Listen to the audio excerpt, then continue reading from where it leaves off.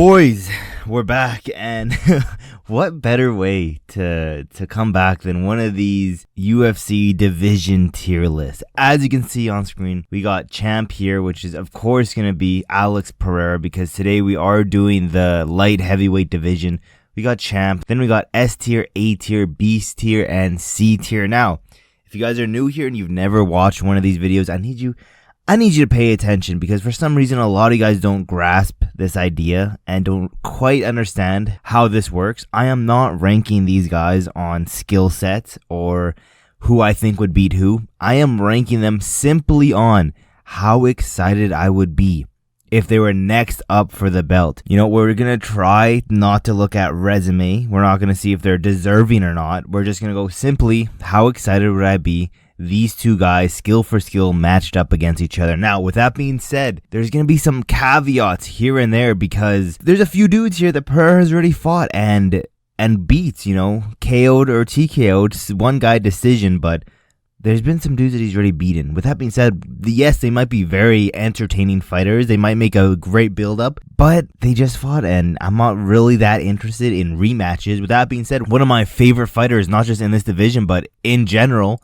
Yuri Prochazka. They fought twice, and to be honest, guys, I'm not gonna put it at C tier. I'll put it at B tier simply because, you know, I love me some Schizo Yuri, and like, this is a perfect combo, to be honest. You know, we have the Schizo Yuri Prochazka versus the dude who has a Shama Black Magic. This dude wants a clean magic performance, no black magic at all. I just love me some Schizo Yuri, and maybe the third time he can get it done, but we saw it twice, so that's why it's so low. With that being said, let's keep going on. This is in complete random order, and it's not like Yuri's number 1. We're going to go through 2, 3, 4, 15. No. It's just complete random order. This is the entire top 15 as of recording this. So with that being said, let's start off with quite possibly the best gatekeeper we've ever seen in that light heavyweight division, Anthony Smith. How excited would I be to see Anthony Smith, you know, finally get his shot against Pereira, which on paper, he dog walks Pereira. You know, we all know this, but realistically, style for style, if this shit was next up, I would be excited only because it's a free highlight for your boy Pereira, you know. But as of right now, I'll put it at C, and I think what I'm gonna do is I'll have my most excited being S tier, so we'll only have one guy here, and my least excited at C tier. So right now it'll be Smith. It'll probably get changed out as we go. Let's keep going down. We got Carlos Ulberg here. Ulberg, I think this would be a fun matchup. I don't have any negative things to say other than he's extremely green, but so is Pereira, and he got fast tracked to the title. So as of right now, I'll keep him as S tier. Keep moving down. We got Dominick Reyes, the athlete himself. And you know what's crazy? A lot of people don't know that Dominick Reyes was an athlete before. He's never said it before, but again, it's a fresh matchup. I do think I'll put him in A tier just because that boy's on a resurgence as of recently. But yeah, I can't put him anything higher than A tier. Moving down, I might... people are gonna hate this, but style for style, this might be the goofiest fight we could ever make. It has to be Johnny Walker.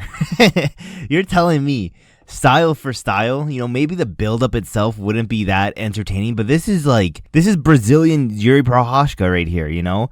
I think this would be hilarious. I think this would be a super funny fight. And the best thing with Johnny Walker is he's either hilariously, you know, getting some sort of cartoonish knockout on his opponent, or he's the one getting a hilarious cartoonish knockout on himself. And I think Pereira would do nasty things to Johnny Walker.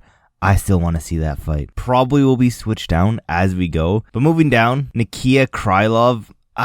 It may be just because I don't trust this dude whatsoever to actually make the date. He'll pull out for some stupid reason. This dude's borderline retired already, so I have zero interest in seeing this fight just because of how inconsistent this dude has been. Maybe actually pull up to a fight that you're scheduled to fight at. Maybe you can go up to A tier, but for right now, my guy, you're going B tier. Moving down, Khalil Rountree, I mean, it sucks, and I know a lot of people are just so stupid and they don't listen to what I'm actually saying. Khalil Rountree, yes, he did very good against Pereira, but we just saw that shit. I don't want to see it again, you know. I'd rather see fresh matchups. Like, if I had the opportunity to see any of these guys above him, of course I'm picking that. Even though, yes, it was a fun build-up. He did way better than anyone expected. I just saw this fight. You know, I don't want to see it again. I'll put it above Yuri and above Nikita, but still in B tier. Moving down, Jamahal Hill. Same thing with Jamahal Hill. The thing is, if Jamahal Hill was coming off a win, I would put him A tier. But this dude has just been complaining. He's literally been complaining and crying ever since that knockout at UFC 300.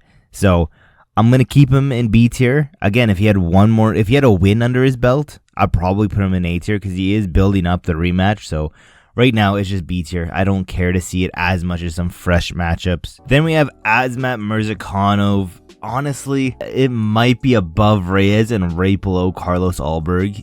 I don't think it's above Johnny Walker because that would just be such a iconic, cartoonish level fight between these two. But yeah, a solid A tier placement. Moving down, Polish Power Man. Again, same thing with Yuri Prochazka. This dude, also, he hasn't fought in 2 years, so I'm heavily taking that into consideration. Yes, he's the only guy to go to the decision in light heavyweight with Alex Pereira. That being said, though, 2 years off, a double shoulder surgery, you know, I need to see how he looks because he is scheduled to fight. I need to see how he looks in his upcoming fight. If he looks good, maybe we can bump him up a little bit. I'll still put him above Yuri just because, like, Yuri got knocked out 2 times back-to-back against my boy Alex Pereira. So, unfortunately, yes, he's one of the more entertaining fighters.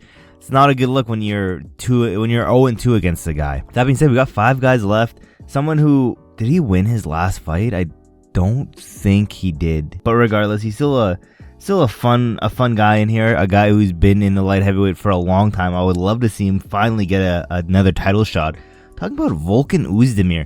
To be honest, I think I would have to put him right below Carlos Ulberg just because Ulberg is coming off a win to him, but regardless, both these guys would be a super fun matchup against Pereira.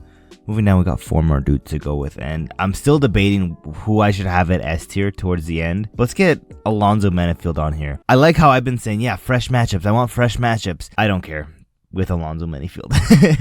That might just be like plain out rude, but I just don't care. Like Alonzo Menifield, in my opinion, just like a no-name type of guy. You know, if these two are, I think I'd be excited for practically anyone else. You know, yes, I have him above all of these guys, but he might be down there with Anthony Smith. I think I'm switching these dudes out, to be honest. Just because Anthony Smith, he can make a good build-up. I'm trying to justify this, but the build-up with Anthony Smith would probably be better than Menifield. Again, he's towards the end, though. It's Anthony Smith. I think he's retired. If not, he should be. With that being said, we got 3 guys to go to. Let's do Rakic next. Where would I put Rakic? He top A. Everyone loves this dude. I'm still gonna put him because I think he lost his last fight, but I'm gonna put Carlos Ulberg ahead of him. 2 more dudes to go with. We got Evil Anthony Smith. Where would I put Evil Smith? Honestly, probably right there. Solid. Now, I don't know where I want to put fucking Magomed and Ankalaev, because on one hand, you know, fuck Magomed, all my homies hate Magomed. On the other hand, he's the only dude that should fight Pereira next. Am I gonna think of this like a retard, or actually like logically? Because logically it should be this, but something's just telling me that this shit would be so much fun to watch. I can't lie, I think I'd be more excited for this fight. Even style-wise, it would be fun. Build-up-wise, these two hate each other. I think this is the list. I think Magomed and Ankalaev, it'd be the fight that I'm most anticipated for. Fucking Alonzo Menifield at the end. But with that being said, let me know in the comments below, what do you guys think? What do you guys have on your list? Who is your most anticipated guy? Is it going to be Magomed? Because I feel like a lot of people, it's going to be Magomed because he is the clear #1 contender. And then for the least one, there's an argument to be made for Anthony Smith to be there. But like I said, I think the build-up wise, that's why Anthony Smith would be slightly more entertaining. Does that mean it's going to be more competitive? No, I think Alonzo Menifield will make it more competitive, but I don't know. Either or, one of these guys can go there. But that's my list. Let me know in the comments below. Thank you guys for watching to the end of the video, and I will see you guys in my next video.